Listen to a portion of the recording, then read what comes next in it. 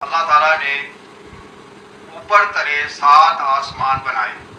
اوپر تلے اس طرح ہیں کہ سب سے پہلے چھوٹا گولا کہہ لیں پہلا آسمان، اس کے اوپر جو ہے دوسرا گولا کہہ لیں دوسرا آسمان، اسی طرح جو ہے 7 آسمان اوپر تلے ہیں اور ان کے درمیان میں جو خلا ہے، اسپیس ہے، وہ بہت ایک دوسرے سے دور ہیں۔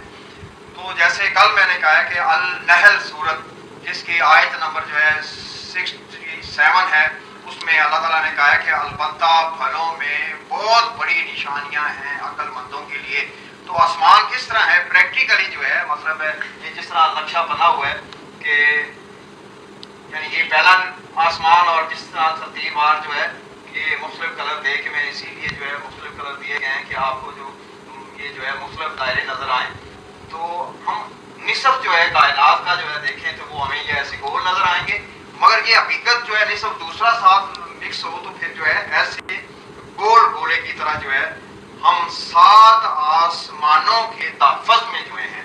تو یہ 7 آسمان پھلوں میں کیسے نشانیاں ہیں؟ تو یہ پیاز کے پرت جو ہے یہ بھی ایک پھل ہے، تو پیاز کے پرت میں آپ دیکھیں گے کہ اس میں بھی جو ہے یہ اسی طرح جو ہے مطلب ہے یہ بنائے ہوئے گولے گول دائرے میں۔ تو پیاز کے پرت بھی جو ہے بالکل آسمانوں کی طرح ہیں۔ آپ دیکھیں ان میں بھی جو ہے یہ اللہ تعالیٰ نے نشانیاں دی ہیں کہ آسمان جو ہے اوپر تلے اس طرح بنائے ہوئے ہیں۔